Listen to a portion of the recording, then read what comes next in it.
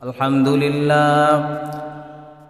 لله نحمده ونستعينه ونستغفره ونؤمن به ونتوكل عليه ونعوذ بالله من شرور أنفسنا ومن سيئات أعمالنا من يهده الله فلا مضل له ومن يضلل فلا هادي له ونشهد أن لا إله إلا الله وحده لا شريك له والذي لا ضد له ولا ند له لا شبه له ولا شبيه له لا وثير له ولا كفيل له ونشهد أن محمدًا عبده ورسوله الذي أرسله بالحق بشيرا ونذيرا وداعيا إلى الله بإذنه وسراجا منيرا أما بعد فقد قال الله تعالى في كلامه المجيد وفي فرقانه الحميد أعوذ بالله من الشيطان الرجيم بسم الله الرحمن الرحيم إن الله اشترى من المؤمنين أنفسهم وأموالهم بأن لهم الجنة يقاتلون في سبيل الله فيقتلون ويقتلون إن الله وملائكته يصلون على النبي يا أيها الذين آمنوا صلوا عليه وسلموا تسليما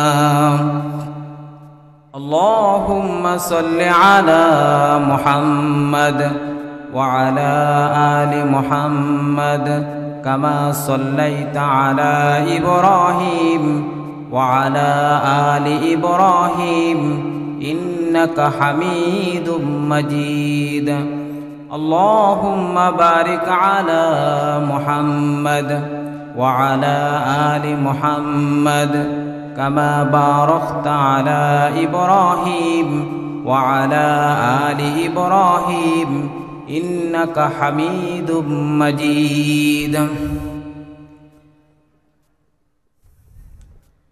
সম্মানিত উপস্থিতি আজকের এই তাফসীরুল কোরআন মাহফিলের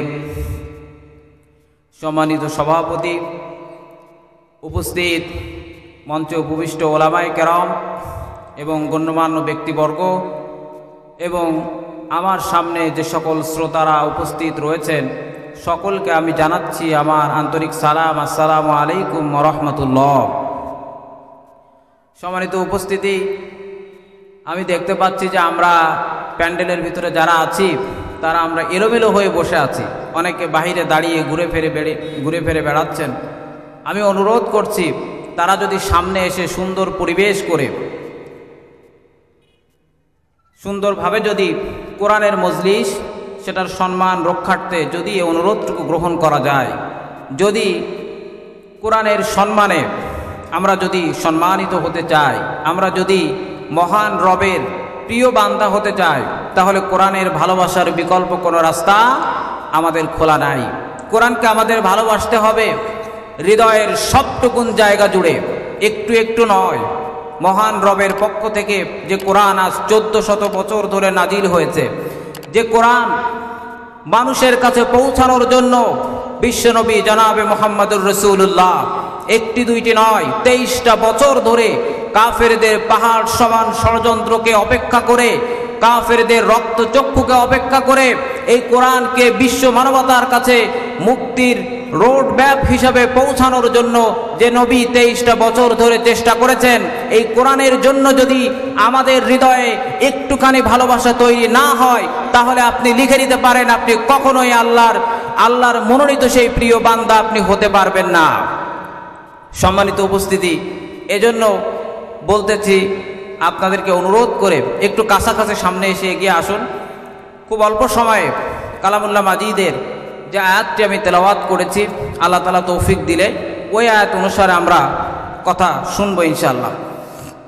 সম্মানিত উপস্থিতি, আপনারা জানেন যে এই বর্তমান সময়ে আমরা এমন একটি সময়ের মধ্য দিয়ে যাচ্ছি যে সময়টা 1,56,570 বর্গ মাইলের এই বাংলা, যেটা কোরআনের ঘাঁটি, যেটা ইসলামের ঘাঁটি, যেটার মধ্যে অসংখ্য মুসলমানদের সম্মান ইজ্জত এটা নির্ভর করছে, এই বাংলাদেশ বর্তমানে এমন একটি সময় পার করছে, এই বাংলাদেশের মানুষের কাছে এদেশের মাটির ভাগ্য নির্ভর করছে। এই বাংলাদেশ আগামীর দিনে, এই বাংলাদেশ মুসলমানদের সম্মান ইজ্জত সব কিছু মুসলমানরা কি রক্ষা করতে পারবে, নাকি কাশ্মীর, ফিলিস্তিন এবং যে সকল মুসলিম রাষ্ট্রগুলো আজ নির্যাতিত নিপীড়িত, সামনে এমন একটি সময় মুসলমানরা আলিঙ্গন করবে, তারই একটা পরীক্ষার সময় আমাদের মুসলমান ভাইদেরকে সামনের দিনে দিতে হবে। সম্মানিত উপস্থিতি, আসুন আমরা কোরআনের যে আয়াতটি তেলাওয়াত করেছি, আল্লাহ তাআলা তৌফিক দিলে আমরা ওই আয়াত অনুসারে কথা শুনব। আল্লাহ রাব্বুল আলামিন কালামুল্লাহ মাজিদের মধ্যে সূরাত তাওবার একটি আয়াত আমি তেলাওয়াত করেছি। রব্বুল আলামিন সেখানে বলেছেন, ইন্নাল্লাহা আশতারা মিনাল মুমিনিন। কিভাবে আমরা মোমেন হতে পারবো, কিভাবে আমরা আল্লাহর জান্নাতে ঢুকতে পারবো, এটার একটা রোড ম্যাপ রব্বুল আলামিন এই সূরার মধ্যে দিয়ে দিয়েছেন। এমন একটি সূরা যে সূরার শুরুতে রব্বুল আলামিন বিসমিল্লাহটা লেখেন নাই। কেন লেখেন নাই? তার কারণ এ সূরার মধ্যে এমন কিছু কথা আল্লাহ তাআলা এমন কিছু কথা রেখেছেন, এই সূরাটা যদি মানুষের অজানা থেকে যায়, এই সূরার কথাগুলো যদি মানুষের অজানা থেকে যায়, তাহলে পুরা কোরআনের শিক্ষার মধ্য থেকে অর্ধেকের বেশি তার সেখান থেকে গ্যাপ থেকে যাবে। এজন্যে এই সূরা থেকে কথা শুনতেই হবে। রব্বুল আলামিন বলছেন, ইন্নাল্লাহা আশতারা মিনাল মুমিনিনা আনফুসাহুম ওয়া আমওয়ালাহুম বিআন্না লাহুমুল জান্নাহ। রব্বুল আলামিন বলছেন, ও মানুষেরা শোনো, শুধুমাত্র নামাজ পড়লে, হজ করলে, যাকাত দিলেই তোমরা রব্বুল আলামিনের কাছে জান্নাত পাবে না। জান্নাত যদি তোমাদেরকে পেতে হয়, তাহলে বিশ্বনবীর 23 বছরের জিন্দেগির দিকে তাকিয়ে দেখো। আমার নবী শুধুমাত্র যদি নামাজ, রোজা আর হজের কথা বলতেন, তাহলে কোনোভাবেই কাফেররা যে ষড়যন্ত্র করেছিল, সেখান থেকে এই কোরআনের আলো কোনোভাবেই তোমাদের কাছে পৌঁছাতে পারত না, কোনোভাবেই সেটা সম্ভব ছিল না। তারা যেই ষড়যন্ত্র করেছিল, যেভাবে আমাবস্যার ঘন কালো রাত সৃষ্টি হয়, ঠিক তেমনি যেন তারা এমন নির্যাতনার নিপীড়নের বিশাল পাহাড় তারা তৈরি করেছিল। কিন্তু আমার নবী এমনভাবে কোরআনের কথাগুলো মানুষের কাছে বলেছিলেন, আমার নবী এক বিন্দু সময়ের জন্যে কাফেরদের কোনো ষড়যন্ত্রকে বিশ্বনবী পরোয়া করে নাই। কোন ষড়যন্ত্র বিশ্বনবী ভয় পেয়ে যায় নাই, বরং বিশাল আকাশের সমান সাহস নিয়ে বিশ্বনবী কোরআনের কথাগুলো মানুষের কাছে পৌঁছেছেন। আর এই কথাগুলো সাহসিকতা নিয়ে এই কথাগুলো পৌঁছানোর কারণে রব্বুল আলামিন বিশ্বনবীকে কোরআনুল কারীমের মধ্যে বিশ্বনবীকে একটি উপহার দিয়েছেন। সেই উপহারের ঘোষণা বিশ্বনবীকে যে উপহার দিয়েছেন, সেই উপহারের ঘোষণা রব্বুল আলামিন কোরআনুল কারীমের মধ্যে উঠিয়ে দিয়েছেন। রব্বুল আলামিন বলছেন, ইন্না আতাইনাকাল কাউসার ফাসাল্লি লিরাব্বিকা ওয়ানহার ইন্না শানিয়াকা হুয়াল আবতার। রব্বুল আলামিন বলছেন, নবী আপনার চিন্তিত হওয়ার কোনো কারণ নেই, ভয় পাওয়ার কোনো কারণ নেই, বরং আপনার মাথার উপরে আমি রব্বুল আলামিন বিশাল ছায়া হিসাবে আছি। ও রব্বুল আলামিন, ও নবী, আপনি শোনেন, আপনি যেভাবে ইসলামের কাজগুলো করে যাচ্ছেন, এটার বিনিময় শুধুমাত্র দুনিয়াতেই শেষ হয়ে যাবে না। এর বিনিময়ে রব্বুল আলামিন ওই কিয়ামতের ময়দানে আপনার জন্য কি রেখে দিয়েছেন জানেন নাকি? ও নবী শোনেন, কিয়ামতের ময়দানে যখন আপনার সব উম্মতগুলো বিপদের মধ্যে থাকবে, বিপদগ্রস্ত হয়ে যাবে, তখন আমি রব্বুল আলামিন ওই কঠিন কিয়ামতের ময়দানে যখন কিনা সূর্যটা মাথার উপরে থাকবে, সূর্যের উত্তাপে মানুষের মগজগুলো কান আর নাকের ছিদ্র দিয়া বেয়ে বেয়ে জমিনে পড়তে থাকবে, উত্তপ্ত তামা মিশ্রিত মাটির উপরে মানুষকে দাঁড়িয়ে থাকতে হবে, খালি পায়ে দাঁড়িয়ে থাকতে হবে। 1-2টা দিন নয়, 1-2টা বছরও নয়, 50,000 বছরের সমান একটি লম্বা দিন হবে। সেই দিন পুরা মানুষকে সেইভাবে দাঁড়িয়ে থাকতে হবে। রব্বুল আলামিন বলছেন, নবী, আপনার ভয় পাওয়ার কোনো কারণ নেই। ওই সময় শুধুমাত্র সেই লোকগুলো বাঁচতে পারবে যারা কিনা মহান রবের পক্ষ থেকে দয়া মায়া আর ভালোবাসা পাবে। কিয়ামতের ময়দানে শুধুমাত্র মহান রবের কাছ থেকে দয়া মায়া আর ভালোবাসা যারা পাবে, শুধুমাত্র তারাই কিয়ামতের ময়দানে ভালো থাকতে পারবে। রব্বুল আলামিন বলছেন, নবী, এই যে কষ্ট করে ইসলামের কাজ করছেন, খেতে পারেন না, ঘুমাতে পারেন না, ঘরে থাকতে পারেন না, কাফেররা ষড়যন্ত্র করছে, আপনাকে বাড়ি থেকে বের করে দিল, আপনাকে মক্কার জমিন থেকে বের করে দিল, আপনাকে আপনার উপরে যত নির্যাতন নিপীড়ন তারা করলো, নবী আপনি শুনে রাখেন, ইন্না আতাইনাকাল কাউসার, ওই কিয়ামতের ময়দানে রব্বুল আলামিন এমন একটি পুরস্কারের ব্যবস্থা আপনার জন্য করেছেন, তার নাম হলো হাউজ কাউসার। ও নবী শোনেন, ফাসাল্লি লিরাব্বিকা ওয়ানহার, যেই মানুষ একবার এই হাউস কাউসারের পানি পান করবে, হাউস কাউসারের মধু দুধ এগুলো যেই মানুষ একবার পান করবে, কিয়ামতের ওই বিশাল কঠিন জায়গায় তার গলার তৃষ্ণা সাথে সাথে মিটে যাবে। বলেন সুবহানাল্লাহ। এভাবেই রব্বুল আলামিন বিশ্বনবীকে একে একে পুরস্কৃত করেছেন। গোটা কোরআনে সে বর্ণনা রব্বুল আলামিন দিয়েছেন। যখনই বিশ্বনবীর মন খারাপ হয়েছে, আল্লাহ রব্বুল আলামিন সাথে সাথে বিশ্বনবীকে সাহস জুগিয়েছেন। যখনই বিশ্বনবী হতাশ হয়ে পড়েছেন, তখনই রব্বুল আলামিন বিশ্বনবীর পাশে এসে দাঁড়িয়েছেন। যখন আমার নবীর সকলেই একে একে চলে গেল, দাদা চলে গেল, জন্মের আগে বাবা হারালেন, জন্মের পরে যখন মা হারালেন, দাদা চলে গেল, চাচা চলে গেল আবু তালিব, সব দিক থেকে আমার নবী যখন অসহায় হয়ে পড়লেন, নবীর পাশে যখন আর কেউ নেই, নবী তখন খুব হতাশ হয়ে পড়লেন, নবী খুব চিন্তিত হয়ে পড়লেন। এই পৃথিবীতে বেঁচে থাকা মনে হয় আমি মুহাম্মাদের জন্য খুব কষ্টকর হয়ে যাবে, আমার বুঝি এই দুনিয়াতে আর কেউ নেই। যখনই এরকম অসহায়ত্ব নবী বোধ করলেন, রব্বুল আলামিন জানালেন, রব্বুল আলামিন বলেন, সুবহানাল্লাযী আসরা বিআবদিহি লাইলাম মিনাল মাসজিদিল হারাম ইলাল মাসজিদিল আকসাল্লাযী বারাকনা হাওলাহু লিনুরিয়াহু মিন আয়াতিনা ইন্নাহু হুয়াস সামিউল বাসীর। রব্বুল আলামিন জানালেন, নবী, এই মক্কার জমিন থেকে মসজিদুল আকসা, সেই জেরুজালেমের মসজিদুল আকসা পর্যন্ত যত দূর চোখ যায়, যত দূর দেখা যায়, এই পুরা জায়গাটাকে আমি রব্বুল আলামিন আপনার জন্য উর্বর করে দিলাম। এই মক্কার জমিন থেকে খুব তাড়াতাড়ি সেই সুসংবাদ আপনি পাবেন। এই মক্কার জমিন থেকে একটি টান দিয়ে বোরাকে করে আপনাকে মসজিদুল হারামে নিয়ে যাওয়া হবে। সেখানে সকল নবীদের উপস্থিতিতে নবী আপনি ইমামতি করবেন, সকল নবীরা সেই সময় আপনার পাশে দাঁড়িয়ে থাকবে, আপনার পিছনে মুসল্লি হয়ে তারা নামাজ আদায় করবে। ও নবী, এখানেই শেষ নয়, শুধুমাত্র নামাজ আদায় করবে না, সকল নবীদের সাথে নিয়ে সেখান থেকে সাইয়েদনা জিবরাইল আলাইহিস সালাম সকল নবীদের মধ্য থেকে শুধুমাত্র আপনাকে বোরাকে করে ওই দুনিয়া থেকে একে একে আকাশ পেরিয়ে, 7 আকাশ আর জমিন পেরিয়ে সরাসরি আপনাকে সাইয়েদনা জিবরাইল আমি আল্লাহ রাব্বুল আলামিনের আরশাদিমে আপনাকে নিয়ে আসবে। বলেন সুবহানাল্লাহ। বিশ্বনবীকে মেরাজের সুসংবাদ শোনালেন। রব্বুল আলামিন বলছেন, নবী, আপনার চিন্তার কোনো কারণ নেই, কোনো চিন্তা ভাবনা, দুশ্চিন্তা এগুলো আপনাকে গ্রাস করতে পারে না, কারণ আপনি বিশ্বনবী। আপনার চিন্তা ভাবনা হতে হবে বিশ্বমানের। আপনি যদি বিশ্বমানের চিন্তা না করতে পারেন, তাহলে কিভাবে আপনি গোটা পৃথিবীর সকল মানুষের কাছে আপনি ইসলামের দাওয়াতগুলো পৌঁছাবেন? বিশ্বনবী যখন মেরাজে গেলেন, সাইয়েদনা জিবরাইল আলাইহিস সালাম প্রথম আসমানে নিয়ে গেলেন বিশ্বনবীকে, সব কিছু ঘুরিয়ে ঘুরিয়ে দেখালেন। এরপরে দ্বিতীয় আসমানে নিয়ে গেলেন, তৃতীয় আসমানে নিয়ে গেলেন, চতুর্থ আসমানে নিয়ে গেলেন। এরপরে যখন জান্নাতে নিয়ে গেলেন, বিশ্বনবী সকল জান্নাতের সব কিছুকে ঘুরে ঘুরে দেখলেন কোথায় তার উম্মতরা থাকবে।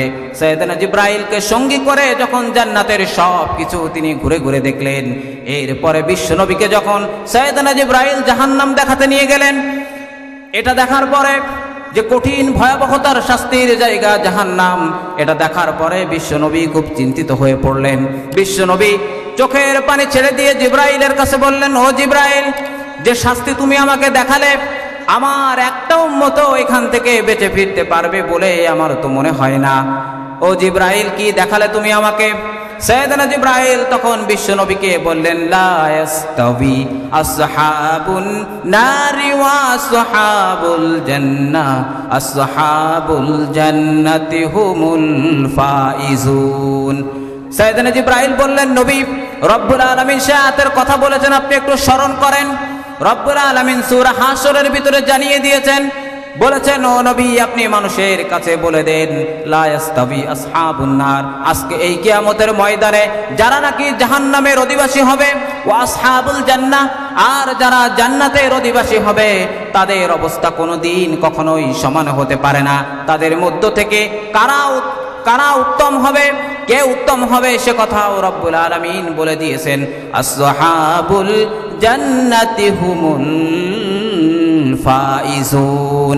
রব্বুল আলামিন বলছেন, নবী, আজকে তো সেই ব্যক্তি, সেই দল, সেই গ্রুপ উত্তম হবে যারা নাকি ওই দুনিয়াতে কাফেরের হাজারো ষড়যন্ত্রকে মোকাবেলা করে সেখান থেকে মহান রবের জন্যে, মহান রবের কোরআনকে প্রতিষ্ঠা করার জন্যে, ইসলামকে প্রতিষ্ঠা করার জন্যে, সুন্দর একটি বাংলাদেশ বা সুন্দর একটি দেশ দেখার জন্যে, যেই জমিনে শুধুমাত্র আল্লাহর কালাম ছাড়া, আল্লাহর কোরআন ছাড়া আর কোনো কিছু দিয়ে দেশ চলতে পারে না, আল্লাহর কোরআনকে প্রতিষ্ঠা করার জন্য যারা এত সুন্দর স্বপ্ন দেখলো, যারা শুধুমাত্র নিজেরা নামাজ পড়ে নাই, নামাজ প্রতিষ্ঠার আন্দোলন করেছে, শুধুমাত্র কোরআন তারা পড়ে নাই, কোরআনের কথাগুলো সমাজে প্রতিষ্ঠার জন্য তারা কাজ করেছে, এত সুন্দর কাজ যারা করেছে, আজকের এই কিয়ামতের ময়দানে নবী তাদেরকে আপনি সফল মানুষের কাঠগড়ায় দেখতে পাবেন, সফল মানুষের কাতারে আজকে তাদেরকে আপনি দেখতে পাবেন।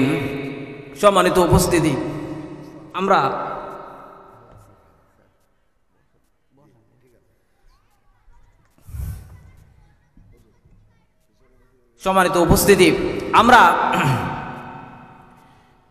কিয়ামতের সেই ময়দানে আমরা সফল মানুষের কাতারে সেদিন তারাই সফল হতে পারবে। ওয়া আসহাবুল জান্নাতি হুমুল ফাইজুন, যারা সেদিন জান্নাতি হবে তারাই হয়ে যাবে সফল কাম। এ ঘোষণা কার? এ ঘোষণা আমার নয়, এ ঘোষণা আমার শ্রদ্ধাভাজন বড় ভাই রবিউল ভাইয়ের নয়, এ ঘোষণা এ বাংলাদেশের সব থেকে বড় ইসলামিক স্কলার মিজানুর রহমান আজহারির নয়, এই ঘোষণা এই বাংলাদেশের মুফাসসির সম্রাট, যাকে বলা হয় মুফাসসির সম্রাট হিসাবে গোটা শুধুমাত্র বাংলাদেশ নয়, গোটা পৃথিবীর এধারে ওধারে যিনি কোরআনের আওয়াজ পৌঁছেছেন, আল্লামা সাঈদীর নয়, এই ঘোষণা হচ্ছে সরাসরি মহান রবের। বলেন সুবহানাল্লাহ। আল্লাহ তাআলা বলছেন, আসহাবুল জান্নাহ, সেদিন জাহান্নামীদেরকে আমি বলবো এক কাতারে দাঁড়াও, জান্নাতীদেরকে বলবো এক কাতারে দাঁড়াও। সেদিন জাহান্নামীরা তাদের অবস্থা দেখে তারা ভয় পেয়ে যাবে, তারা আঁতকে উঠবে। এটা কি দেখছি আমরা? আমাদের কোনো কিছু তো গোপন নেই। আমরা যা করেছি, কোথায়, কোন সময়, কার বাড়িতে গিয়েছি, কোন মহিলাদের সাথে আমরা কি ধরনের সম্পর্ক তৈরি করেছি যেটা আল্লাহর পক্ষ থেকে নিষেধ ছিল, কোথায় কি করেছি পৃথিবীর কেউ দেখে নাই, কেউ শোনে নাই, কেউ বোঝে নাই। কিন্তু আজকে রব্বুল আলামিন যেই কিতাব, যেই ডায়েরি আমাদের হাতে উঠিয়ে দিয়েছে, এখানে তো কোনো কিছু বাদ পড়ে নাই। রব্বুল আলামিন বললেন, ইকরা কিতাবাকা কাফা বিনাফসিকাল ইয়াউমা আলাইকা হাসিবা।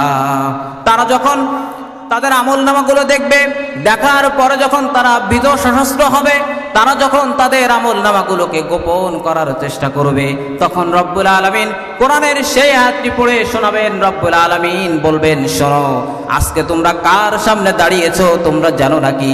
এমন এক রবের সামনে তোমরা জানিয়েছো, এমন এক রবের সামনে তোমরা দাঁড়িয়েছো যেই রব তোমরা যখন পৃথিবীতে ছিলে, ওই পৃথিবীর ছোট্ট একটি প্রাণী পিপিলিকা, যার খোঁজ কেউ রাখে না, যখন এই ছোট্ট একটি প্রাণী পিপিলিকা মাটি থেকে ক্ষুধার যন্ত্রণায় চিৎকার দেয়, তখন পৃথিবীর কেউ শুনতে পাক আর না পাক, সেই চিৎকার যিনি আরশে আজিম থেকে শুনতে পেয়েছেন, আজকে তোমরা সেই রবের সামনে দাঁড়িয়েছো।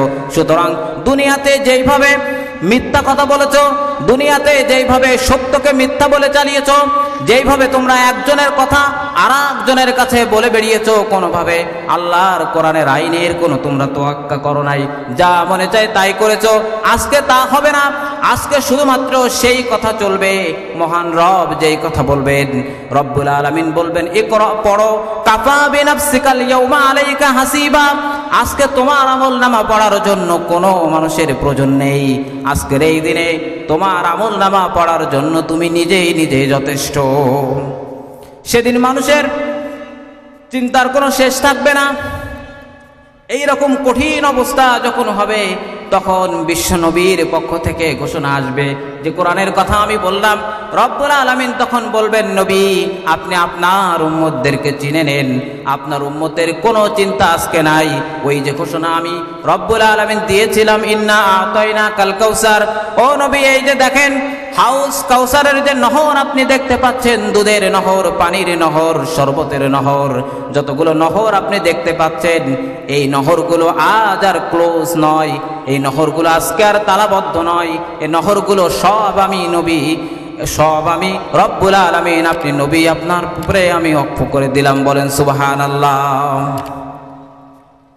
সূরা কাউসারের এই ছোট্ট আয়াতগুলো, মাত্র 3টে আয়াত, এটা শুধুমাত্র আয়াত নয়, এটা দিয়ে আল্লাহ রব্বুল আলামিন বিশ্বনবীকে উপহার দিয়েছেন। কোন সময়? যখন বিশ্বনবী ভেঙে পড়েছিলেন, বিশ্বনবী হতাশ হয়ে যাচ্ছিলেন, তিনি কি করবেন কাজ করতেছিলেন বিশ্বনবী। কাফেরদের ষড়যন্ত্রে তার জীবন যখন অতিষ্ঠ হয়ে উঠেছিল, ঠিক সেই সময় আল্লাহর পক্ষ থেকে যখন এই ঘোষণা আসলো, তখন ইসলামের যে গতি ছিল, বিশ্বনবী ইসলামের যে গতির তৈরি করেছিলেন, এটা আর সেই জায়গায় থাকলো না। এটা 1 নয় 2 নয়, বহু গুণে বৃদ্ধি হয়ে সেটা গোটা আরব বিশ্ব শুধু নয়, গোটা পৃথিবীতে ছড়িয়ে পড়লো। বলেন আল্লাহু আকবার। আমরা আশা করি এই বাংলার জমিনে আগামীর দিনে আল্লাহর কোরআন প্রতিষ্ঠিত হবে, আল্লাহর কোরআন দিয়ে গোটা দেশ চলবে। এটা শুধুমাত্র আমার কথা নয়, এদেশের এই 1,56,570 বর্গ মাইলের পুরা বাংলার ভূমি, যেটা কোরআনের ঘাঁটি, যেটা ইসলামের ঘাঁটি, যেটার প্রতিটা জায়গায় মানুষ, প্রতিটা জায়গার প্রতিটা ইঞ্চির প্রতিটা জায়গার মানুষ যেখানে তাদের হৃদয়ে কোরআনের আদর্শকে ধারণ করেছে, আগামীর দিনে এই বাংলাদেশ ইনশাআল্লাহ কোরআনের দেশ হবে। কোনো একদিন এদেশের আকাশে কালেমার পতাকা উড়বে, সেদিন সবাই খোদাই বিধান পেয়ে দুঃখ বেদনা ভুলবে। কোনো একদিন এদেশের আকাশে কালেমার পতাকা উড়বে, সেদিন সবাই খোদাই বিধান পেয়ে দুঃখ বেদনা ভুলবে। সেদিন আর রবে না হাহাকার, অন্যায় জুলুম অবিচার, থাকবে না অনাচার দুর্নীতি কদাচার, থাকবে না অনাচার দুর্নীতি কদাচার, সকলেই শান্তিতে থাকবে। সেদিন সবাই খোদারি বিধান পেয়ে দুঃখ বেদনা ভুলবে। একাকী নিরমণি নির্জন পথে ঘাটে কোনজন কটু কথা কবে না, কোনদিন পথে ঘাটে সম্পদের মোহে খুনার রাহা জানি রবে না। সেই দিন আর নয় বেশি দূরে, সেই দিন আর নয় বেশি দূরে, আর কিছু পথ গেলে মিলবে। সেদিন সবাই খোদারি বিধান পেয়ে দুঃখ বেদনা ভুলবে। সেদিন সবাই খোদারি বিধান পেয়ে দুঃখ বেদনা ভুলবে।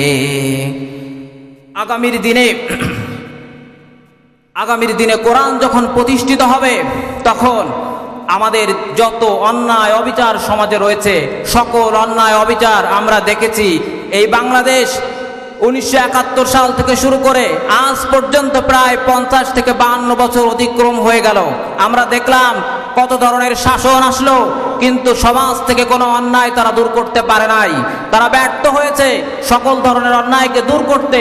এজন্য আমি আল্লাহর কোরআনের সে শপথ নিয়ে আপনাদের কাছে বলতে চাই, যদি এই সমাজে কোরআনের আইন প্রতিষ্ঠিত হয়, যদি গোটা দেশ কোরআনের আইন দিয়ে চলে, তাহলে যত ধরনের অন্যায় অবিচার যা কিছু আছে সব কিছুকে দূর করে দিয়ে মহান রব গোটা বাংলাদেশকে একটি জান্নাতে পরিণত করবেন। কথা বলেন ঠিক কিনা? আগামীর দিনে আমরা কোরআনের সেই স্বপ্ন বাস্তবায়নের দিকে আমরা এগিয়ে যাব। আমি এই আহ্বান আমাদের সকল মানুষের কাছে আমি রাখতে চাই। সম্মানিত উপস্থিতি, চলুন আমরা যে কথা বলছিলাম আমরা সেখানে চলে যাই।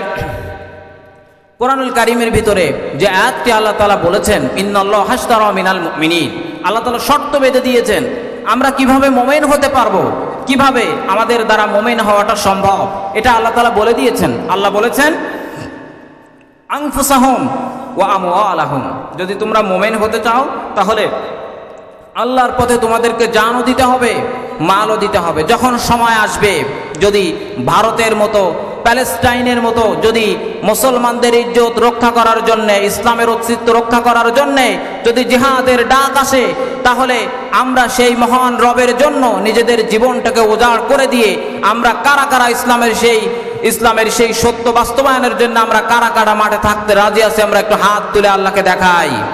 আল্লাহ রাব্বুল আলামিন আমাদের এই সকল হাতগুলোকে ইসলামের জন্য, কোরআনের জন্য কবুল করুক। সকলে বলেন আমিন। সম্মানিত উপস্থিতি, আল্লাহ তাআলা বলছেন ওয়া আমওয়ালাহুম, আল্লাহর রাস্তায় যারা জানও দিতে চায়, যারা মালও দিতে চায়, তারা শহীদ হয়ে যায়, তারা শহীদ হিসাবে থাকে। এই শহীদের আল্লাহ তাআলা আমাদেরকে শহীদ হিসাবে গ্রহণ করুন আর না করুন, কিন্তু শহীদের তামান্না, শহীদের এই তামান্না যে বাস্তবায়নের জন্য যে স্বপ্ন আমাদের মধ্যে রয়েছে, আল্লাহ তাআলা এটা কি দেখছেন নাকি দেখছেন না? অবশ্যই আরশে আজিম থেকে মহান রব যখন আমাদের এই তামান্নায় আকাঙ্ক্ষা যখন তিনি দেখেছেন, আল্লাহ রাব্বুল আলামিন আমাদের উপরে অনেক বেশি খুশি হয়ে গিয়েছেন। আসুন আমরা দেখি বিশ্বনবী এবং সাহাবীরা এই আয়াত যখন তারা পেলেন, তারা কি করেছিলেন। বিশ্বনবী তখন মদিনাতে আছেন, সাহাবীরা রয়েছে মাত্র 313 জন সাহাবী আমার নবীর হয়েছে। এই 313 জন সাহাবী অনেক কষ্ট করে বিশ্বনবী গুছিয়েছেন। দেখলেন কিছুক্ষণের কয়েকদিনের ব্যবধানে মাত্র তিনি মক্কা থেকে মদিনাতে এসেছেন হিজরত করে। মক্কার কাফেররা যখন শুনল যে মুহাম্মদ মদিনাতে গিয়েছে, সেখানে সবাই তাকে আলিঙ্গন করেছে বরের মতো, যেভাবে আমরা বরকে আলিঙ্গন করে থাকি। মদিনার মানুষ বিশ্বনবীকে এতটা ভালোবাসা দিলেন, এটা দেখে মক্কার কাফেররা সহ্য করতে পারল না, তাদের প্রতিহিংসা শুরু হয়ে গেল। তারা তখন নিজ উদ্যোগে যুদ্ধ করার জন্য সকল সরঞ্জাম নিয়ে তারা বদরের প্রান্তরে উপস্থিত হলো। বদর হচ্ছে একটি কুয়ার নাম, পার্শ্ববর্তী একটি মরুভূমির জায়গা যেখানে খণ্ড যুদ্ধ হয়েছিল, সেই জায়গাটার নামই হচ্ছে বদর, যেখানে বদর যুদ্ধ হয়েছিল। কাফেররা যখন বদরের প্রান্তরে উপস্থিত হলো যুদ্ধ রণসজ্জিত অবস্থায়, বিশ্বনবী কিছুই জানে না। কাফেররা ঘোষণা দিতে লাগলো, ও মুহাম্মদ, ও আলী, ও আবু বকর, ও ওমর, তোমরা যারা মক্কা থেকে এসেছো, আসো আমরা তোমাদের সাথে যুদ্ধ করতে চাই। এটার জন্যে তারা যখন হুঙ্কার দিতে লাগলো, বিশ্বনবী এগুলোকে তোয়াক্কা করলেন না। বিশ্বনবীর চাচা আমির হামজা বললেন, নবী, তারা যখন এসেছে তাহলে আপনি একটু হুকুম দেন, আমরা একটু শক্তি পরীক্ষা করি। কিন্তু আপনি বিশ্বাস করেন, যখন তারা আমির হামজাকে দেখবে, এই যারা হুঙ্কার দিচ্ছে তাদেরকে একটাও খুঁজে পাওয়া যাবে না। মক্কার জমিনে কয়েকজন মানুষের কথায় মক্কার জমিন কাঁপত। তাদের মধ্যে একজন ছিলেন বিশ্বনবীর চাচা আমির হামজা, আর একজন ছিলেন হযরত ওমর। এনারা দুইজন যখন ইসলাম গ্রহণ করেছে, তখন আবু জেহেল ভয়ে কাঁপতে লাগলো। আবু জেহেল তখন ভীত সশস্ত্র হলো যে হাই হাই কি হয়ে গেল, আমাদের এত বড় বড় নেতা তারা যখন ইসলামের ভিতরে চলে গেছে, আমাদের অবস্থা কি হবে আল্লাহই জানে। এরকম অবস্থা তৈরি হলো।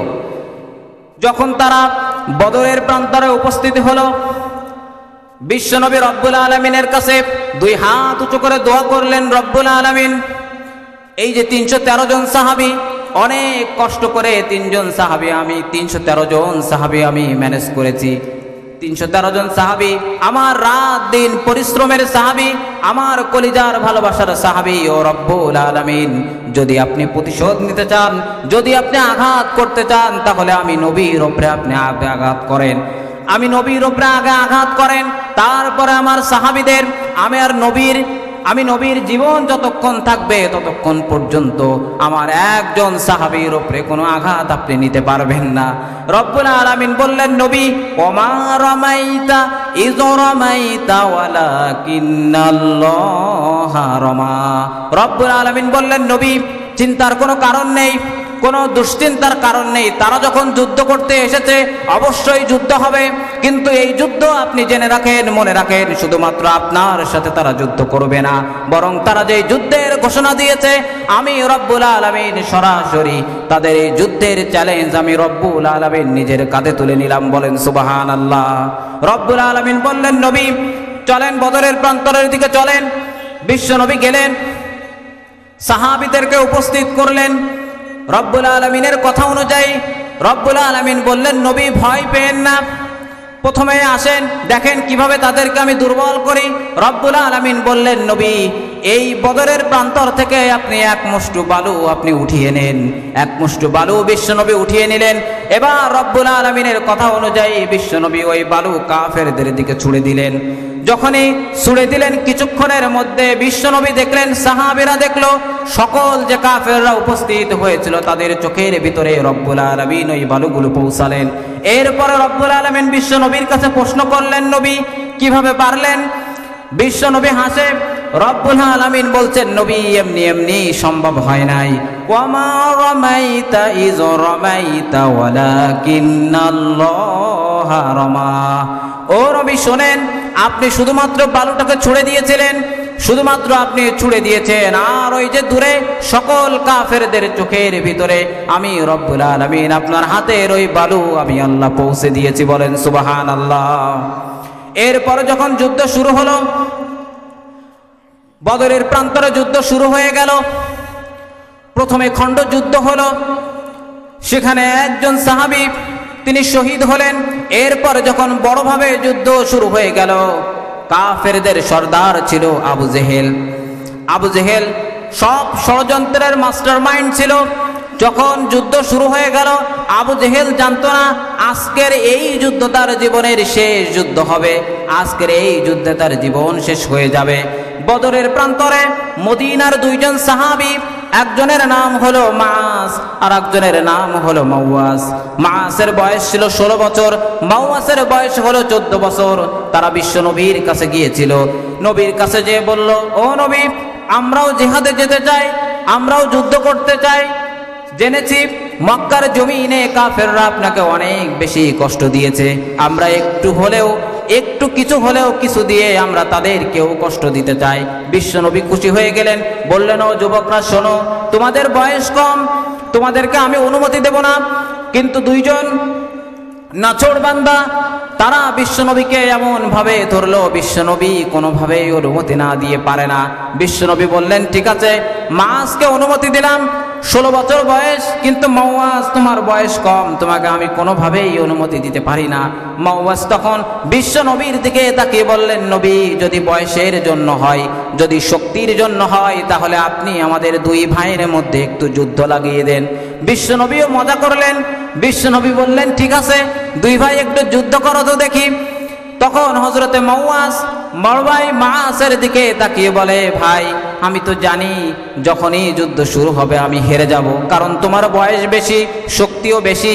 ও ভাই শোনো, আমরা এখানে যুদ্ধ করতে আসিনি, আমরা এসেছি বিশ্বনবীর জন্য নিজের জীবন উৎসর্গ করতে, আমরা এসেছি বিশ্বনবীর কাছ থেকে জিহাদের অনুমতি নিতে। ও ভাই শোনো, যখনই আমি তোমার গায়ের উপরে হাত দিব সাথে সাথে তুমি জমিনের মধ্যে পড়ে যাবে, তা না হলে বিশ্বনবী যেই জিহাদের পথে, যেই জান্নাতের পথে আহ্বান করেছেন সেখানে কোনোভাবেই আমি চান্স পাবো না। এত বড় জিহাদের তামান্না সাহাবীরা তৈরি করলেন, ছোট ছোট বাচ্চারাও। বিশ্বনবী দুই ভাইকে অনুমতি দিয়ে দিলেন। দুই ভাই যে কাণ্ড ঘটিয়েছিল বদরের ময়দানে, অনেকের কাছে হয়তো সেটা অজানা। আসুন আমরা একটু জেনে নেই কি করেছিল তারা। এমন একটি কাজ তারা করেছিল যেটা বড় বড় সাহাবীরাও করতে পারে নাই। বদরের প্রান্তরে যখন কাফেরদের সর্দার আবু জেহেল সে যখন ঘুরে বেড়াচ্ছিল ঘোড়ার পিঠে, তখন বিশ্বনবীর সাহাবী হযরতে আব্দুর রহমান বিন আউফ তিনিও জিহাদের ময়দানে ছিলেন। দুই ভাই যে আব্দুর রহমান বিন আউফকে ধরলো, বলে, আব্দুর রহমান বিন আউফ আপনি তো মক্কার লোক, আপনি ভালোভাবেই চেনেন মক্কার জমিনে কারা কারা বিশ্বনবীকে বেশি কষ্ট দিয়েছিল একটু বলেন। আব্দুর রহমান বিন আউফ তাকিয়ে দেখে ছোট ছোট বাচ্চা। আব্দুর রহমান বিন আউফ বলে, তোমরা ছোট ছোট বাচ্চা, তোমরা এটা জেনে তোমরা কি করবে?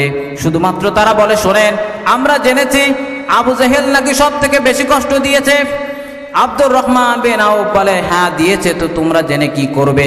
তখন তারা বলে, একটু দেখিয়ে দেন, তারপরে কি হবে নিজের চোখে আপনি সেটা দেখতে পাবেন। হযরতে আব্দুর রহমান বিন আউফ বলেন, আমি নজর করে দেখলাম, আমি তাদেরকে দেখিয়ে দিলাম, দেখো ওই যে লম্বা লম্বা দাড়ি, লম্বা লম্বা মুছ, ওই যে দেখো মাথার উপরে কাপড়ের টুপি পরা, ওই যে ঘোড়ার পিষ্টে ঘুরে বেড়ায়, ওইটাই হলো সেই বেঈমান আবু জেহেল। যখন আব্দুর রহমান বিন আউফ বললেন আমি দেখিয়ে দিলাম, এরপরে দেখলাম নজর করে দুই ভাইয়ের মধ্য থেকে হযরতে মাস ডান হাতে একটি তরবারি নিল, একটি তরবারি নিয়ে যে আবু জেহেলের ডান পায়ের উপরে বসিয়ে দিল। আবু জেহেল তাকিয়ে দেখে ছোট্ট একটা বাচ্চা। আবু জেহেল বলে, কে রে তুই? যেখানে মোহাম্মদের সাহাবীরা আমার মোকাবেলা করার ক্ষমতা রাখে না, সেখানে তুই তো ছোট বাচ্চা, কে তুই? কেন আমার উপরে আঘাত করলি? তখন মাস বলেছিল, আবু জেহেল তুই শুনে রাখ, হয়তো তুই নিজের গর্ব আর অহংকারে আজকে এত বড় কাফেরদের সর্দার হয়েছিস, কিন্তু আমরা ছোট মানুষ হলেও বিশ্বনবী যেই শপথ আমাদেরকে দিয়েছেন, যেই কোরআনের কথা বলেছেন, বিশ্বনবী যেই জান্নাতের আহ্বান আমাদেরকে করেছেন, এই আহ্বান শুধুমাত্র বিশ্বনবীর না, এই আহ্বান হচ্ছে সরাসরি স্বয়ং আল্লাহ রব্বুল আলামিনের আহ্বান। এই আহ্বান জান্নাতের। আমরা সেই জান্নাতের স্বপ্ন দেখি। যখন হযরতে মাস এ কথা বলল, আবু জেহেল তখন আঁতকে উঠল। কিরে, এত ছোট বাচ্চা আমার উপরে আঘাত করলো, ডান পায়ের উপরে আঘাত করেছে। ছোট্ট একটা বাচ্চার আঘাত এত বড় কাফেরদের সর্দার যখনই আঘাত করেছে, ছোট্ট একটা বাচ্চার আঘাত সইতে পারে না, বেঈমান ঘোড়ার পৃষ্ঠে বসার সাথে সাথে জমিনে পড়ে যায়। বলেন সুবহানাল্লাহ। হযরতে মাস আবু জেহেলের আপন ছেলে ইকরামা দেখলো ছোট্ট একটা বাচ্চার আঘাতে তার বাবা ঘোড়ার পৃষ্ঠ থেকে পড়ে গিয়েছে। ইকরামা এসে হযরতে মাসের ডান হাতে তরবারি দিয়ে আঘাত করলো। হযরতে মাসের ডান হাতটা কেটে যে একটু চামড়া দিয়ে হাতটা ঝুলেছিল। হযরতে মাস হাতের দিকে তাকিয়ে বলে, হাত রে, তোর জন্য আমি নবীর পক্ষে তরবারি চালাতে পারছি না, তোর জন্য আমি নবীর জন্য জিহাদ করতে পারছি না, তোর জন্য আমি বদরের প্রান্তরে ঠিকভাবে যুদ্ধ করতে পারছি না। হাত দেখ তোর সঙ্গে আমি কি ব্যবহার করি। হযরতে মাস বর্ণিত হয়েছে এমন ভাবে, হযরতে মাস বাম পা দিয়ে ডান হাতটাকে চেপে ধরলেন, এক হাতে তরবারি নিয়ে হাতটাকে টান দিলেন। এক টানে দুইটা হাত, এক টানে হাতটাকে শরীর থেকে তিনি আলাদা করে ফেললেন। এই দৃশ্য দেখার পরে হযরতে মাওয়াজ দূর থেকে ছুটে আসলো। আসার পরে ভাইয়ের হাতটা ধরে চুমা খাইতে লাগলো আর বলতে লাগলো, ভাই তুমি তো বিশ্ব নবীর জন্য হাতটা দিলে, নিজের হাতটাকে কোরবানি করলে, কিন্তু আমিও এসেছিলাম বদরের প্রান্তরে। ও ভাই, তুমি তো হাত দিয়েছো, কিন্তু আমি তো কিছুই বিশ্ব নবীর জন্য দিতে পারলাম না। হযরতে মাস বলেন, শোনো শোনো আমার প্রিয় ভাই, শোনো, তুমি যদি একটি কাজ তোমাকে করতে হবে, তুমি যখন বিশ্ব নবীর সঙ্গে তোমার দেখা হবে, তখন তুমি আমার কথাগুলো বিশ্ব নবীর কাছে পৌঁছাবে। তুমি বিশ্ব নবীকে বলো, নবী, যখনই তুমি বিশ্ব নবীকে বলো, বদরের প্রান্তরে যতক্ষণ পর্যন্ত আমার জীবন ছিল, যতক্ষণ পর্যন্ত নিঃশ্বাস যায় আর আসে, ততক্ষণ পর্যন্ত আমি বিশ্ব নবীর পক্ষে তরবারি চালিয়েছি, ততক্ষণ পর্যন্ত বিশ্ব নবীর জন্য জিহাদ করেছি, ততক্ষণ পর্যন্ত আমি নবীর পক্ষে জিহাদ করেছি। এক মুহূর্তের জন্য বদরের প্রান্তর থেকে আমি হটে যাইনি। এভাবেই ইসলামের বিধানগুলো বিশ্বনবী সাহাবীদেরকে দিয়ে বাস্তবায়িত করেছেন। শেষ করে দিচ্ছেন। এভাবেই বদরের প্রান্তর শুধু নয়, মক্কার জমিন পেরিয়ে মদিনাতে এবং বদর, উহুদ, খন্দকে সব জায়গায় একের পর এক সাহাবীরা নিজেদের জীবন উৎসর্গ করে, যেভাবে বলেছিলাম কোরআনের সে কথা, মিনাল মুমিনিন আনফুসাহুম ওয়া আমওয়ালাহুম, যদি মুমিন হতে হয় তাহলে আল্লাহর রাস্তায় জানও দিতে হবে, মালও দিতে হবে, বিন্দু মাত্র কার্পণ্য করা যাবে না। নিজের জীবনটাকে যারা আল্লাহর জন্য উৎসর্গ করেছে তারা দুনিয়াতেও সফল হবে, আখেরাতেও সফল হবে। এই পৃথিবীর এমন কোনো শয়তানের পথ তৈরি হয় নাই, যদি এই পথে তারা থাকে, এমন কোনো পথ তৈরি হয় নাই সেই পথ দিয়ে তাদেরকে, এই ঈমানের পথ থেকে তাদেরকে বের করে নিতে পারবে। কিয়ামতের ময়দানেও তারা সফল মানুষের কাঠগড়ায় দাঁড়িয়ে যাবে। সম্মানিত উপস্থিতি, আমি আর কথা লম্বা করব না, আমাদের শ্রদ্ধাভাজন আলোচক উনি চলে এসেছেন। আমি যে কথাগুলো বলেছি আল্লাহ রাব্বুল আলামিন আমাকে এবং আমাদের সকলকে আমল করার তৌফিক দিক। সকলে বলেন আমিন। আমি আপনাদের কাছে দোয়া করে মঞ্চে যারা আছেন, গণ্যমান্য ব্যক্তিবর্গ যারা আছেন, সকলকে বসিয়ে রেখে আমি কথা বলেছি। সকলের কাছে আমি ক্ষমা চেয়ে, আমার নিজের জন্য দোয়া চেয়ে আমি কথা শেষ করছি। আসসালামু আলাইকুম ওয়া রাহমাতুল্লাহ।